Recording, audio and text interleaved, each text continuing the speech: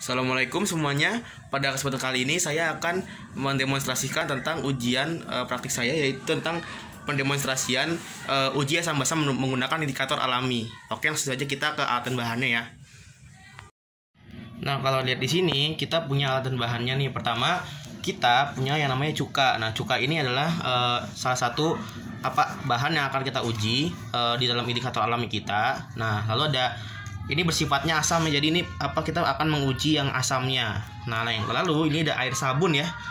Air sabun itu kan bersifat basa, jadi kita akan mencoba indikator kita terhadap air sabun ini, apakah dia itu menghasilkan warna yang berbeda atau tidak. Lalu yang ketiga ada air ledeng ya. Air ledeng ini kan netral ya, jadi kita pengen tahu kalau netral dia warna seperti apa. Nah, lalu di sini kita menggunakan indikator alami seperti kulit buah jeruk ya. Ini kulit buah jeruk ya. Misalnya di sini kulit buah jeruk. Nanti kita akan tumbuk di bagian sini ya. Jadi kita akan menumbuknya menggunakan sendok. Kita tumbuk ya, misalkan seperti ini gitu ya. Kita tumbuk terus ya gitu ya. Tumbuk terus, tumbuk terus. Ini kita tumbuk terus sampai misalnya dia itu mulai menghasilkan sari-sarinya ya. Kita tumbuk terus gitu ya. Lalu kita tambahkan air sedikit misalnya gitu ya. Nah, ini cara menumbuknya seperti ini gitu ya. Ditumbuk, tambahkan air sedikit gitu ya, tambahkan air, lalu kita tumbuk terus gitu ya sampai dia itu seperti itu. Nanti kita akan lanjutkan lagi.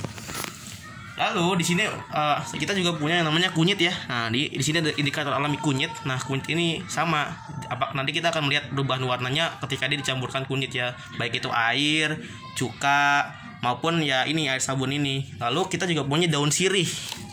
Daun sirih ini juga indikator alami ya. Ini kita gunakan supaya kita tahu warnanya apa yang akan dihasilkan ketika kita campurkan dengan basa, asam ataupun netral. Nah, nanti kita akan menemukan yang manakah indikator yang terbaik untuk digunakan seperti itu. Karena tidak semua indikator ini berhasil untuk dicoba. Jadi ini adalah eksperimen ya. Jadi kita ingin mengetahui yang sebelumnya kita tidak ketahui seperti itu. Nah, kira-kira beginilah ya hasil indikator yang sudah kita tumbuk ya. Yang ini sirih ya, ini sirih. Yang ini itu kunyit ya, ini sudah ditumbuk dengan tumbuk lalu dikasih dengan air. Lalu yang ini adalah jeruk, kulit jeruk yang tadi kita tumbuk, hasilnya seperti ini nih kalau campur dengan air. Oke, ini di sini di baris yang ini itu ada air sabun ya. Ini golongan air sabun. Yang ini akan kita tuang dengan kunyit. Kita tuang dengan kita tuang dengan kulit jeruk, lalu kita tuang lagi dengan ekstrak dari daun sirih ini. Nah, lalu di sini ada golongan air biasa, air ledeng ya. Lalu di sini ada asam cuka. Jadi kita akan melihat bagaimana reaksinya ketika kita tuang ini semuanya ya. Oke, menuangnya jangan banyak-banyak ya, sedikit saja. Soalnya ya segitu saja udah cukup. Lalu yang ini juga sama ya, tuang lagi. Lalu yang ini juga. Oke, setelah itu kita aduk-aduk ya semuanya. Kita aduk-aduk. Ini kita aduk-aduk ya. Ini juga kita aduk-aduk. Kita aduk-aduk ya. Nah, ini sudah menghasilkan warna ya. Nah, yang ini indikator yang ini kan tadi air sabun ya, warnanya kan kebiru-biruan. Sekarang warnanya menjadi oranye ketika kita mencampurkan dengan daun sirih. Jadi ketika daun sirih dicampurkan dengan larutan yang basah, itu akan menghasilkan warna oranye. Lalu ketika yang normal, air normal ya, itu menghasilkan warna, ini sebenarnya warnanya hijau ya, cuma warna hijaunya sudah lumayan terkuras oleh air gitu ya. Di warna hijaunya sudah agak memudar. Kalau yang ini dia tuh mau berubah menjadi sedikit lebih putih ya. Kalau untuk yang larutan asam seperti itu. Nah, sekarang kalau kunyit, bagaimana kalau kunyit kita campurkan ke dalam larutan yang basah, coba ya. Nih ya. Nah, gitu saja. Warnanya akan berubah menjadi kemerahan. Wow, kemerahan ya. Jadi ketika air kunyit ini ya, ini indikator kunyit, dicampurkan dengan lautan yang basah, hasilnya itu menjadi merah kawan-kawan. Hebat ya, hebat. Seperti itu. Nah, kalau yang air biasa pasti ya warnanya nggak berubah ya. Nggak berubah pasti warnanya. Nah, itu nggak berubah ya. Warnanya nggak berubah ya. Kalau kita lihat warnanya nggak berubah nih. Nih, lihat tuh. Nggak berubah. Nah, sekarang kalau yang air cuka gimana cuka ya? Coba kita lihat cuka ya. Cuka, wah warnanya jadi kuning. Warnanya jadi sedikit lebih kuning ya. Ini warnanya kuning. Kuning ya, warnanya kuning tuh.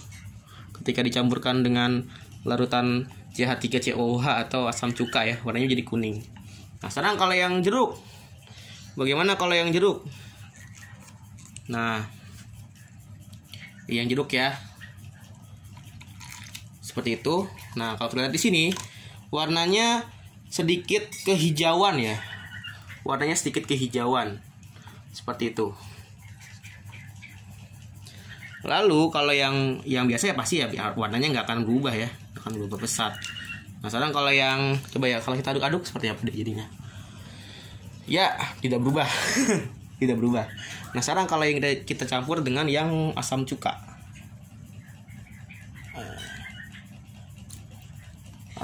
Sedikit saja. Warnanya juga kalau di ini warnanya berubah menjadi sedikit putih ya, warnanya putih. Kalau yang ini itu warnanya sama putih juga ya. Berarti ya dan nanti kita ambil kesimpulannya ya. Nah, ini semuanya sudah kita coba dan ternyata warnanya itu untuk indikator yang paling buruk menurut saya itu adalah si air jeruk ini. Kenapa? Karena si air jeruk ini ternyata tidak, ketika dicampurkan dengan yang basah dia tuh warnanya menjadi putih. Ketika dicampurkan dengan yang basah juga warnanya juga berubah menjadi putih. Jadi dua-duanya menunjukkan hasil yang mirip. Jadi dia tidak cocok untuk dijadikan indikator asam basa. Sementara kalau kunyit ketika kita campurkan dengan basa, dia akan menghasilkan warna merah. Langsung nih tadi kita lihat langsung warna merah nih. Ini air sabun tadinya nih, warnanya merah. Tapi ketika dia dicampurkan dengan yang bisa-bisa aja, ketika air doang yang dicampurkan dengan air, dia itu berubah menjadi ya tidak berubah ya, cuma warnanya sedikit pudar karena ya konsentrasinya berkurang.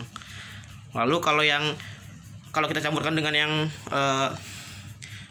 asam, ini asam kan ya?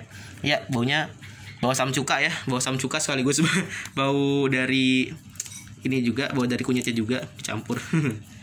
Ini warnanya sedikit kuning ya. Nah, kalau yang untuk yang ini yang daun sirih, dia itu kalau untuk yang asam untuk yang basah dia itu berubah, kalau dicampurkan dengan yang basah dia itu berubah menjadi sedikit kemerahan ya, coklat sebenarnya. Sini ini warnanya lebih ke coklat sebenarnya, coklat gitu ya. Kalau yang ini nih yang netral ya, di netral itu dia tidak berubah warna sebenarnya, dia cuma memudar aja. Nah, kalau yang ini ya yang asam gitu ya, ini asam dia tuh berubah menjadi agak sedikit kehijauan gitu. Nah, kayak gitu. Oke. Jadi menurut saya indikator terbaik itu adalah si kunyit. Jadi si kunyit ini yang terbaik. Yang kedua itu si daun sirih. Yang si kunyit ini efektif untuk mengukur yang basah. Kalau yang si sirih itu efektif untuk mengukur yang si basah juga, basah dan tapi ini nggak begitu kelihatan ya, ini nggak begitu kelihatan nih antara yang, jadi bedanya antara ini nih dua yang ini nggak terlalu terlihat. Nah, kalau yang kunyit itu lumayan terlihat ya. Jadi ini warna merah, ini warna kuning, ini warnanya sedikit orange gitu ya, sedikit orange tuh. Kalau ini sedikit kuning, ini kan kuning ya, ini kan kuning, ini orange ya nggak?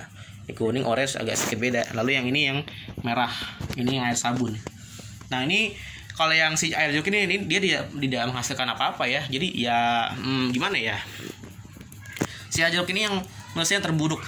Yang terburuk bukan karena salah ambil atau salah ekstrak, bukan ya. Ini sepertinya sih menurut saya memang indikatornya tidak berfungsi, karena ini sepertinya tidak cocok untuk dijadikan indikator. Karena metode saya untuk sirih dan kunyit itu berhasil, berarti kan ada yang salah dengan air jeruknya sebenarnya kan ya. Air jeruk yang agak sedikit bermasalah. Nah, seperti itu ya.